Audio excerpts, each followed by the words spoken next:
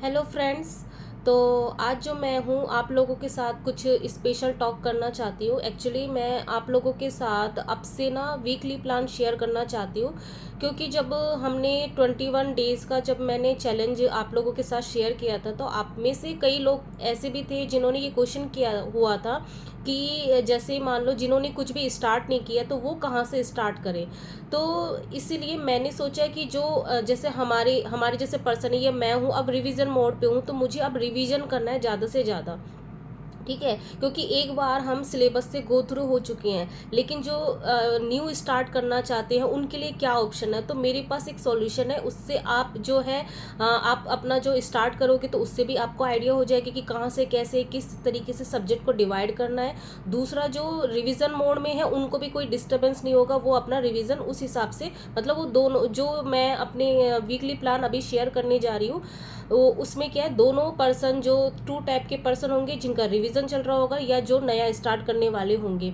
ठीक है, तो अब से हर मंडे को या मे बी सैटरडे की मिड नाइट तक आपको मिड नाइट नाइट तक, मतलब एक दिन पहले आप लोगों को वीकली प्लान में शेयर कर दूंगी, जिससे आप प्रिपेयर रहोगे कि क्योंकि कई बार ऐसा होता है कि डेली का टारगेट पूरा नहीं होता है।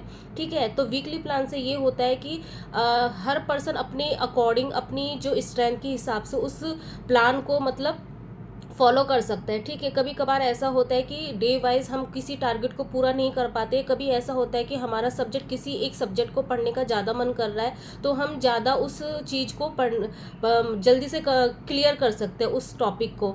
ठीक है, तो वीकली प्लान इसलिए मैंने किया कि अगर किसी को डे वाइज अगर डिवोट करना हो वो भी कर सकता है, और जिसको ऐसा लगता है कि नहीं वीकली प्लान मुझे ऐसा चाहिए जो मैं अपने आराम से अपने कंफर्टेबल के हिसाब से उसको क्लियर कर सकूँ। ठीक है, तो इसलिए मैंने सोचा कि मैं आप लोगों के साथ शेयर कर देती हूँ। तो अभी मैं आप लोगों के साथ शेयर करूँगी कि क्या मेरा वीकली प्लान है। तो ये वो वीकली प्लान है। तो हमारा जो वीकली प्लान अब जो चलेगा मंडे से सैटरडे, क्योंकि संडे ओनली और ओनली आप रिवीजन के लिए रखो, क्योंकि ऑलरेडी आप जो भी पढ़ते हैं डेली पढ़ते हैं उनको पता होगा कि जब हम रिवीजन जब हम इतने एक दिन में हम कितना ज़्यादा कंज्यूम कर लेते हैं, उसको अगर रिवीजन ना करें तो 1 वीक में बहुत सारा मटेरियल ऐसा हो जाता है जो हम अगर रिवीजन नहीं करें तो हमारा जो हम जो भी लर्न करते हैं वो पूरा वेस्ट हो जाता है। ठीक है, तो जो आज है मंडे, तो 23 सितंबर यानी मंडे जो डेट है 23 सितंबर से 28 सितंबर सैटरडे तक हमारा चलेगा। तो इसमें जो मैंने पेपर 1, ये पेपर 1 का है। पेपर 1 में इंग्लिश में जो मैंने रखा हुआ है, क्योंकि मेरा ओ वर्ड प्रीवियस जो वीक था उसमें ओ वर्ड कंप्लीट हो चुका है, तो उसके बाद नेक्स्ट जो वर्ड आता है वो पी आता है। तो मैंने जो डिसाइड किया कि इस वीक में मुझे पी एंड क्यू, ये दो वर्ड है वोकैब सेक्शन में, इसको कंप्लीट करना है। ठीक है, क्योंकि वोकैब ना कहीं आपके वन वर्ड में भी हेल्प करता है, और जब आप कॉम्प्रिहेंसिव जो होते हैं पैसेज वगैरह होते हैं उसमें भी हेल्प करता है, ईडियम सिनोनिम्स इसमें हेल्प करते हैं, इसलिए इसको टाइम देना बहुत ज़रूरी होता है। और काफ़ी लोग ये भी पूछते हैं मुझसे कि मैं वोकैब कहाँ से कर रही हूँ, तो मैं इंग्लिश के लिए वोकैब हो, ग्रामर हो, कुछ भी हो, मैं इंग्लिश के लिए रानी मैम को फॉलो करती हूँ, जिनका यूट्यूब चैनल है। ठीक है, और आप में से काफ़ी लोग ये भी बोल रहे थे कि जो पीडीएफ वगैरह जिससे मैं पढ़ती हूँ वो कहाँ से मैंने लिया हुआ है, तो वो रानी मैम के जो टेलीग्राम चैनल है, आपको या तो आप जो यूट्यूब चैनल है उसमें टेलीग्राम का लिंक शेयर रहता है, तो उससे आप डायरेक्ट जा सकते हो। ठीक है, बाकी थोड़ी बहुत प्रॉब्लम आपको होगी टेलीग्राम सर्च करने में, लेकिन आपको स्ट्रगल करना पड़ेगा, क्योंकि मैंने टाइप करके भी दिया था एक बार किसी के कमेंट में, लेकिन वो एक्सेस नहीं कर पाए। तो मे बी मैं एक दिन आप लोगों को शेयर कर दूंगी कि असली का टेलीग्राम चैनल उनका कैसा दिखता है। ठीक है, तो अब ये हो गया। उसके बाद जो अब मैं सोच रही हूँ ना कि ग्रामर रूल को भी दोबारा से रिवाइज किया जाए, क्योंकि ग्रामर रूल मैंने 2 मंथ पहले कर लिया था, उसके बाद और मैंने रिवीजन नहीं किया, मैं बस मॉक करती थी। तो अभी ना मॉक में बहुत सारे क्वेश्चन रॉन्ग हो रहे हैं, तो मुझे लगा कि नहीं, दोबारा स्टार्ट करना चाहिए। और रानी मैम ने क्या है, जो ग्रामर रूल है 60 ग्रामर रूल, उसका नया उन्होंने वर्जन स्टार्ट किया 2.02। ठीक है, तो इसके मैंने 3 वीडियो रखे हुए हैं ओनली, क्योंकि वोकैब को टाइम देना पड़ जाएगा, काफ़ी उसमें डिवोट चला जाएगा। तो रानी मैम की 3 वीडियो जो हैं ग्रामर रूल के, वो मैंने डिसाइड किया हुआ है। अभी तक मैंने उनका एक भी वीडियो नया वाला नहीं देखा हो, तो मुझे नहीं पता कि कितने नए इंक्लूड हुए हैं, कितना टाइम लगेगा। अभी मैंने 3 वीडियो ही रखा हुआ है, देखते हैं कितना कंप्लीट हो पाता है। उसके बाद रीजनिंग में जैसे कि मैंने बोला था कि एक मैम है जिनका वन शॉट वीडियो है, ये 12 आवर्स का है। तो उन मैम का नाम है प्रियाल मैम। यूट्यूब में आप सर्च करोगे रीजनिंग वन शॉट तो उसमें प्रियाल मैम नाम से आ जाएगा। प्रादित क्लासेस उनके जो यूट्यूब चैनल का नाम ऐसा कुछ है। तो उसमें से जो है हाफ पोर्शन 6 आवर का वो मुझे कंप्लीट करना है, क्योंकि मैंने वीक में 4 डेज से रीजनिंग को रखा हुआ है। तो कोशिश यही है कि 6 मतलब वो जो पूरा वीडियो है वो आधा मैं कंप्लीट कर लूँ, फिर नेक्स्ट वीक में फिर आधा कंप्लीट, इस तरीके से मेरा प्लानिंग है। देखते हैं कितना हो पाता है। फिर जो जनरल मैथ है उसमें एवरेज को रखा हुआ है प्रॉफिट एंड लॉस और परसेंटेज। तो प्रॉफिट और लॉस और परसेंटेज इसके क्वेश्चन ना काफ़ी आप कितने ही कर लो फिर भी गलत होते ही होते हैं। तो इसको बार बार रिवीजन करने की ज़रूरत होती है और बार बार प्रैक्टिस करने की ज़रूरत होती है। और अभी मैं क्या हूँ, रिवीजन मोड में हूँ। तो रिवीजन मोड में मैंने एवरेज को भी इंक्लूड किया, क्योंकि इसके काफ़ी क्वेश्चन आते हैं। जब आप प्रीवियस ईयर के क्वेश्चन देखोगे ना, एवरेज से बहुत सारे क्वेश्चन आते हैं और ईजी भी होते हैं, इससे जल्दी हम कर सकते हैं। तो ये सारे जो भी मैं पॉइंट बता रही हूँ, जो स्टार्ट करना चाहते हैं ना वो भी कर सकते हैं। जैसे इंग्लिश में पी एंड क्यू आप ए और बी से कर लो स्टार्ट, ठीक है, इस तरीके से कर सकते हो। तो जो भी मैं बता रही हूँ वो सारे जो न्यू बिगिनर्स जो न्यू तरीके से स्टार्ट करना चाहते हैं वो जो स्टार्टिंग के पर्पज से ले रहे हो, जिनको रिवीजन करना है वो इसमें रिवीजन करेंगे, ठीक है।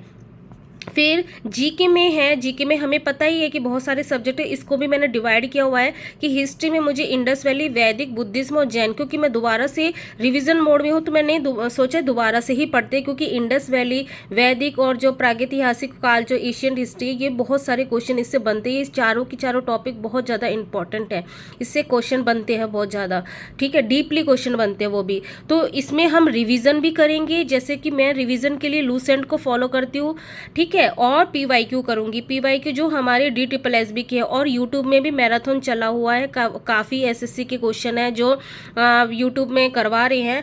अगर आपके पास टाइम उसको भी फॉलो कर सकते हो। बाकी मैंने बताया हुआ है एक सर जो DSSB के पीवाईक्यू करवाते हैं, ठीक है, उससे भी आप कर सकते हो, ठीक है।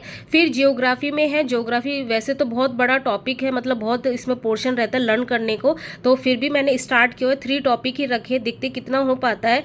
जियोग्राफी में मैंने चूज़ किया ब्रह्मांड, सौरमंडल, पृथ्वी की आंतरिक संरचना, ठीक है। और स्टैटिक जीके, क्योंकि इंपॉर्टेंट होता है हमारा स्टैटिक जीके बहुत ज़्यादा, तो इसमें मैंने जो चूज़ किया है भारत की विश्व धरोहर, क्योंकि ये बहुत ही ज़्यादा इंपॉर्टेंट टॉपिक होता है। और प्रमुख मंदिर, मेले, उत्सव और त्यौहार, जितना भी हो सकता है उतना हम कोशिश करेंगे, अपनी पूरी ताकत लगाएंगे कि इतने टॉपिक हो जाए, क्योंकि कहीं ना कहीं आपको भी पता है कि अगर हम बहुत ज़्यादा स्लो चलेंगे तो इतना नहीं हो पाएगा, थोड़ा सा हमें खुद को पुश करना पड़ेगा। उसके बाद ये मेरा पेपर 1 ये चला गया। तो जैसे कि मैंने 21 डेज़ में बताया हुआ है कि किस तरीके से हम हाफ पोर्शन में 4.5 4.5 आवर्स इस तरीके से करके 9 आवर्स की हम डेली की स्टडी कर सकते हैं। तो आप भी अपना देख लो कि आप कैसे कर सकते हो। कभी आप ऐसा भी कर सकते हो, क्योंकि वीकली प्लान में यही फैसिलिटी होती है कि आप अपने अकॉर्डिंग स्टडी कर सकते हो। कि कभी आपको ऐसा लग रहा है कि नहीं मुझे पेपर 1 पूरा आज दिन भर लेके बैठना है, और या फिर आपको ऐसा लग रहा है कि नहीं आज मुझे पूरा जीके में इसको फिनिश करना है, हिस्ट्री में ये सारे टॉपिक फिनिश करना है, तो आप अपने अकॉर्डिंग कर सकते हो, ठीक है। टॉपिक मैं बता देती हूँ जिससे आपको इजी हो जाएगा कि हाँ किसी ने आपको टॉपिक बता दिया, अब आपको बस अपनी पूरी स्टडी करनी है, ठीक है, ज़्यादा कुछ सोचना नहीं है और अपनी स्टडी करनी है। ये सारे टारगेट आपको पूरा करना है, तो आपका फोकस रहेगा कि बहुत ज़्यादा कम टाइम में आप ज़्यादा से ज़्यादा पढ़ पाओगे, ठीक है। तो पेपर 2 जिनका भी सब्जेक्ट है वो अपने अपने सब्जेक्ट के अकॉर्डिंग चूज़ कर लेंगे कि क्या क्या टॉपिक करना है। बाकी जो मैथ जिनका सब्जेक्ट है उनके हिसाब से मैं बताती हूँ, क्योंकि प्रीवियस मेरा जो वीक था उसमें लीनियर एल्जेब्रा मेरा कंप्लीट हो चुका था, ओनली 1 और 2 टॉपिक बचे हुए हैं। तो मैंने लीनियर एल्जेब्रा में रिविज़न मतलब उसको लर्न करना है, रिविज़न करना, और जो टॉपिक रहेगा उसको कंप्लीट करना है, प्लस पीवाईक्यू करना है। पीवाईक्यू के लिए मैंने जो बुक है वो बता दी थी आपको, मैं अभी बता देती हूँ।